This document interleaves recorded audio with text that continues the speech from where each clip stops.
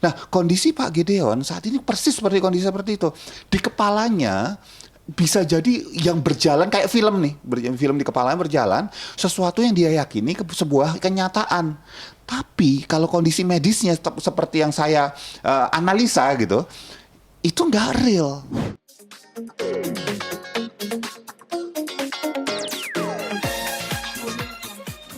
Jadi kalau ketika kita bicara konferensi pers istilahnya antara ada ibunya Gigi dan kemudian Raffi, di situ ketika mereka berganti-gantian menyampaikan keterangannya, memang saling mengisi satu sama lain. Yang pertama kalau kita bicara tentang Gigi itu terlihat memang sudah terstruktur. Dia sudah mempersiapkan kata-kata apa yang mau disampaikan. Dia sudah menjelaskan dengan buat saya ya cukup baik, terstruktur apa yang mau disampaikan, apa yang butuh disampaikan. Cuman memang agak terlihat tense-nya itu tegang itu masih kelihatan. Kenapa? Ketika dia bicara masih ada tarikan di samping di pipinya ini masih tegang nih kelihatan. Coba perhatikan beberapa dan pelan-pelan. Padahal kalau kita bicara Gigi itu kalau ngomong bisa cepat tuh, tak tak tak tak tak. Tapi kali ini kan dia lebih pelan. Ya, berarti bahwa dia memang masih berhati-hati terhadap informasi yang mau disampaikan. Yang kemudian, kenapa berhati-hatinya sebetulnya dijawab oleh Raffi. Ketika Raffi bilang, lah ini kan masalah privasi keluarga. Nah, ketika Raffi bilang privasi keluarga, tangannya Raffi itu ke arah sini, ke arah wajah gitu, bergerak gitu, megang arah wajah gitu ya. Nah, ini tandanya bahwa dia ada penanda stres sebetulnya, stresor. Ya, karena nggak selama dia ngomong nggak gitu terus. Hanya ketika dia bicara bahwa ini privasi keluarga lah, terus baru kemudian ke arah wajah mukanya, tangannya. Yang terjadi ini adalah berarti Raffi sebetulnya masih menyembunyikan sesuatu, masih nutup sesuatu, masih nahan sesuatu. Dan ini bukan berarti hal yang aneh karena sekali lagi posisi Raffi di sini kan menantu. Ya, kalau serba salah. Jadi dia memang yang harus nahan sebetulnya, tapi kelihatan bahwa dia memang nahan gitu. Nggak bisa cerita apa adanya, lepas gitu. Sekali lagi masalah keluarga. Nah, sementara kalau kita bicara ibunya Gigi gitu ya, dari Gigi ngomong dia masih nahan kelihatan. Dia senyum, terlihat senyum, tapi senyumnya tuh kenceng bibirnya. Nahan itu nahan banget. Berarti ada sesuatu yang sebetulnya pingin dia sampaikan tapi nggak bisa atau nggak mau, nggak boleh. Bisa jadi sekali lagi seperti yang disampaikan Raffi, ini masalah keluarga, ini privasi yang bisa berarti misalnya melawan nilai-nilai yang mereka yakini gitu loh. Jadi beberapa kali misalnya Gigi udah cerita tek tek tek tek tek, tek kemudian si ibu tiba-tiba nyaut tek. Pokoknya intinya dia sakit aja. Dia ngomong kayak gitu. Itu kan di sela-sela antara penjelasannya Gigi, artinya bahwa ibunya Gigi ini nggak tahan sebetulnya untuk ngomong cepret gitu keluar, tahan lagi, tegang lagi, terus ngomong lagi, tahan lagi. Kira-kira seperti itu yang terjadi. Jadi buat saya ada masalah yang cukup besar yang mereka masih tutup karena sekali lagi saya lebih cenderung mengambil keterangannya Raffi karena ini masalah keluarga, ini privasi memang. Ya, cuman yang paling merasakan dalam hal ini memang ibunya Gigi. Ya wajar, itu kan suaminya. Tendensinya gitu misalkan ngomong Raffi pas bagian nutup hidungnya di pause. Nah, pas di pause itu sambil dijelasin gitu aja sih, Mas. Permintaan dari produksi soalnya gitu.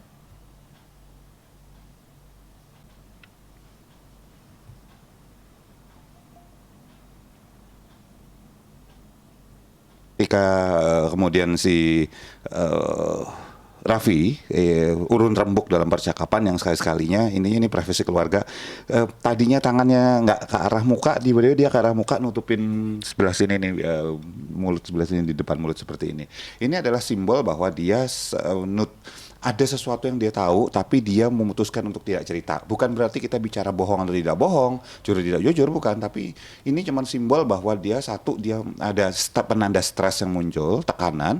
Yang kedua adalah bahwa ada sesuatu yang masih ditutupi sama dia. Ya, wajar, ini adalah privasi keluarga. Bukan seperti disembunyikan, mereka memang masih nahan sesuatu. Nggak usah ditanya lebih jauh apakah dia nutupin sesuatu, apa disembunyikan, itu pasti sudah ada disembunyikan. Wong mereka masih menahan informasi karena benar, emang makanya saya bilang tadi benar apa yang disampaikan oleh Raffi Ahmad bahwa ini masalah keluarga dan mereka memutuskan untuk tidak mengumbar masalah keluarga dengan begitu saja.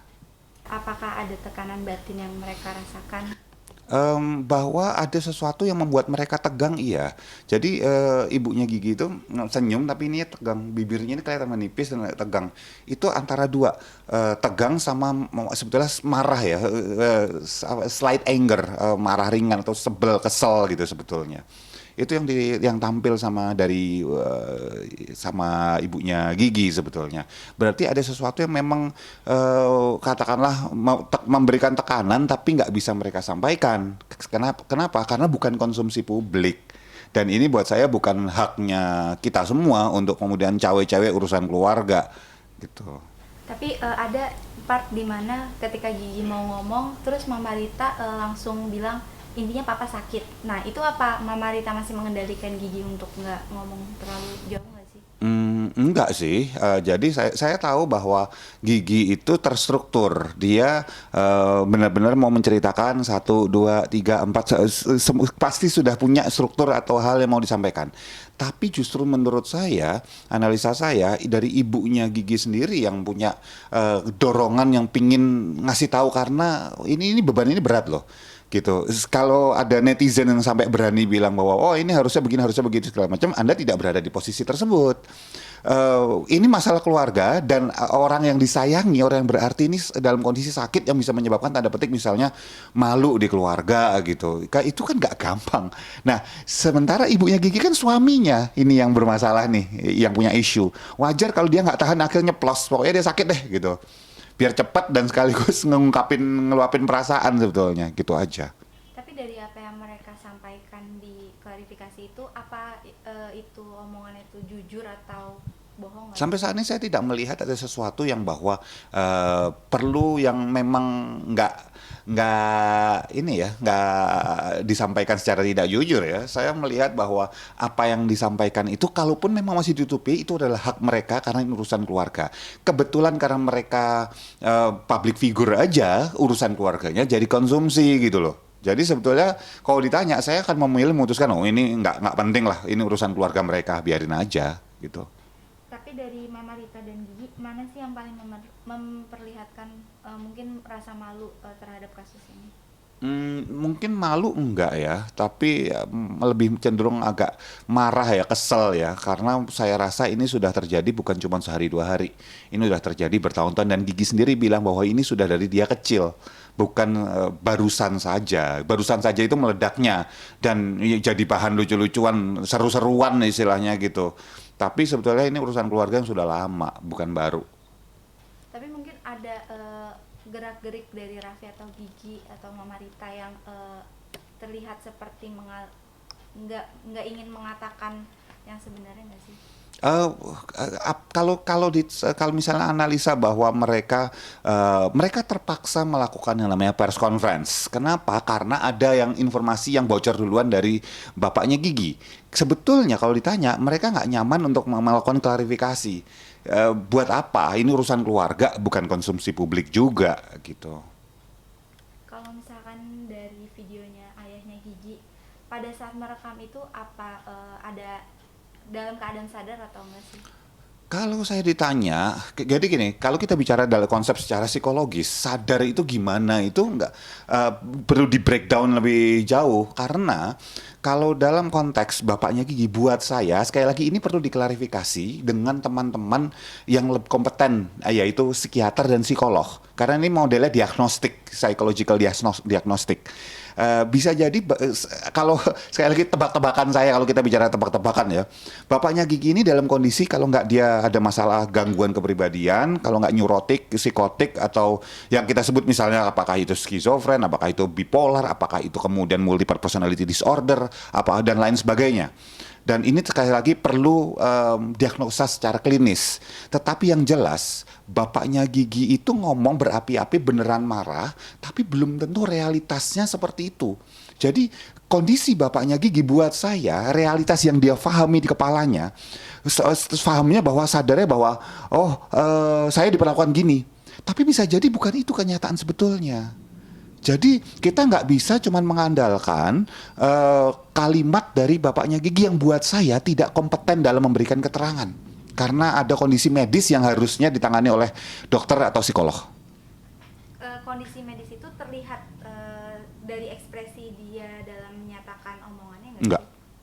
Kondisi medis tersebut tidak bisa dilihat atau ditebak-tebak hanya dengan cara dia memberikan statement. Tetapi dari statementnya Pak Gideon, dianalisa bersama statementnya ibunya Gigi, Raffi, ini sebuah kondisi medis yang sebetulnya banyak dialami oleh banyak masyarakat Indonesia pada umumnya juga. Cuman biasanya kalau di luar sana banyak orang kemudian salah penanganan, misalnya malah dipasung, malah dikurung di kamar, malah dibuang di jalanan, misalnya seperti itu.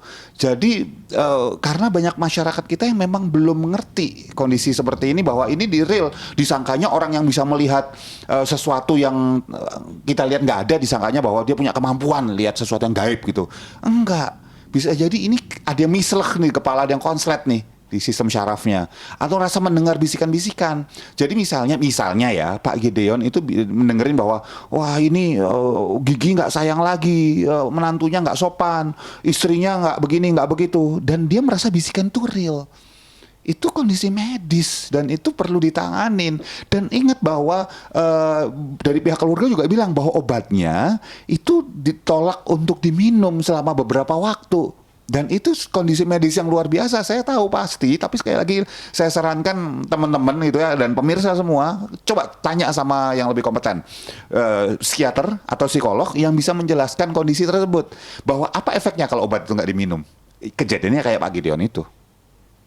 Tapi pada saat Gigi dan mamanya bilang obat itu harus diminum, apakah emang itu sesuatu omongan yang benar-benar emang udah lama emang obat itu harus diminum, atau mengada-ngada gitu nggak sih? Kalau kondisinya seperti yang terjadi selama ini yang kita lihat dan penjelasannya Gigi, Raffi dan ibunya kita tarik sebuah garis gitu ya, kita analisa, ditriangulasi istilahnya gitu ya, dikonfirmasi ke berbagai banyak pihak kondisi seperti itu dan punya background memang keilmuan untuk analisa itu.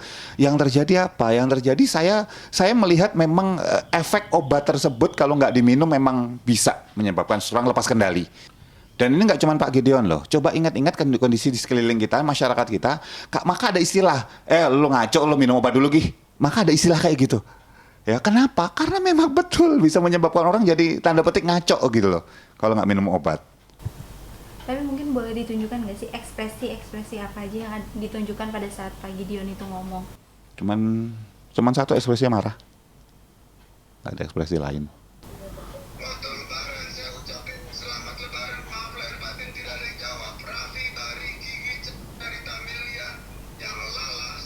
Pas yang di situ itu bagian kekecewaan nggak sih, nunjukin bagian Enggak, kekecewaan? marah.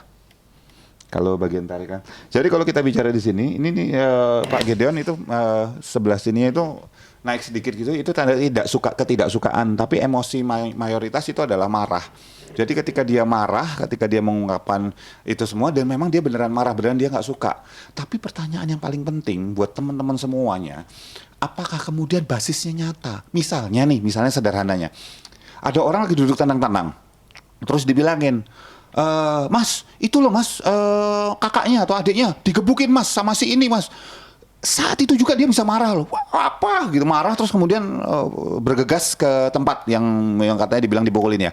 Tapi kan belum tentu itu sebetulnya dipukulin beneran gitu loh. Ya, kita jangan tanda petik tertipu oleh ekspresi aja gitu tanpa melihat fakta-fakta lain di belakangnya. Nah, kondisi Pak Gideon saat ini persis seperti kondisi seperti itu. Di kepalanya bisa jadi yang berjalan kayak film nih, film di kepalanya berjalan, sesuatu yang dia yakini sebuah kenyataan. Tapi kalau kondisi medisnya seperti yang saya analisa gitu, itu nggak real. Gak ada sebetulnya kejadian itu. Itu hanya terjadi di kepala dia. Karena bisa jadi misalnya anak-anaknya sudah pernah mengunjungi dia entah awal bulan, entah akhir minggu gitu ya. Dan dianggap bahwa itu sedikit itu boleh loh. Loh, sedikit atau banyak itu kan adalah opini seseorang. Saya sebulan sekali dikunjungi, saya bisa bilang udah sering. Tapi saya dikunjungi sebulan 4 kali, masih berhak juga bilang itu jarang. Itu kan perseptif, itu opini, bukan faktual. Faktualnya apa? Dikunjungi sebulan 4 kali, dikunjungi sebulan sekali. Dan yang disampaikan Pak Gideon adalah sesuatu yang sifatnya opini, bukan faktual. Dan itu berarti terjadi di kepalanya dia, yang belum tentu nyambung dengan realitas di sekeliling. Kalau kita bicara tentang kondisi psikologis, ada namanya realitas beneran di sekeliling, ada namanya realitas pribadi di dalam sini. Nah, ini menurut realitas pribadinya dia benar. Haknya dia seperti itu, dan karena nggak minum obat seperti itu, dia percaya ini sebagai sebuah kebenaran. Tapi apakah sebetulnya realitas yang di luar itu nyambung dengan dalam sini? Belum tentu. Hati-hati di situ. Berarti ada kemungkinan Pak Gideon ini terlihat seperti orang yang punya penyakit saraf seperti itu. Kalau buat saya sih bukan terlihat ya, fakta-fakta dari informasi dari orang-orang di sekelilingnya itu mengarahkan pada kondisi seperti bahwa Pak Gideon perlu penanganan medis, dan bisa jadi sudah bertahun-tahun, dan karena di stop dalam jangka waktu tertentu, apakah itu di stop oleh orang dengan sengaja ataukah di stop oleh dirinya sendiri karena dia nggak mau karena satu dan lain hal, itu menyebabkan kondisi Pak Gideon jadi unstable, nggak stabil seperti sekarang. Tapi pada saat Pak Gideon mengatakan kalau misalkan Raffi beberapa kali datang ke puncak tapi tidak mengunjungi saya sakit hati, itu menunjukkan emang dia beneran sakit hati atau marah atau kecewa? Dia sakit hati betul, tapi tidak berdasarkan sebuah, belum tentu berdasarkan sebuah, dan tidak jelas berdasarkan sebuah fakta yang sebenarnya terjadi di luar dirinya. Bisa jadi Raffi tetap datang loh itu, tapi dia nganggap bahwa itu nggak ada gitu. Itu bisa loh. Jadi maksud saya hati-hati dengan ini. Kita nggak bisa, ini beneran kondisinya klinis. Kalau saya katakan bahwa ini bukan konsumsi publik, ini konsumsinya dokter. Tapi ada di bagian sini yang dia megang bagian belakang telinga. Nggak ada masalah. Nggak ada masalah. Nggak ada penanda apapun di situ.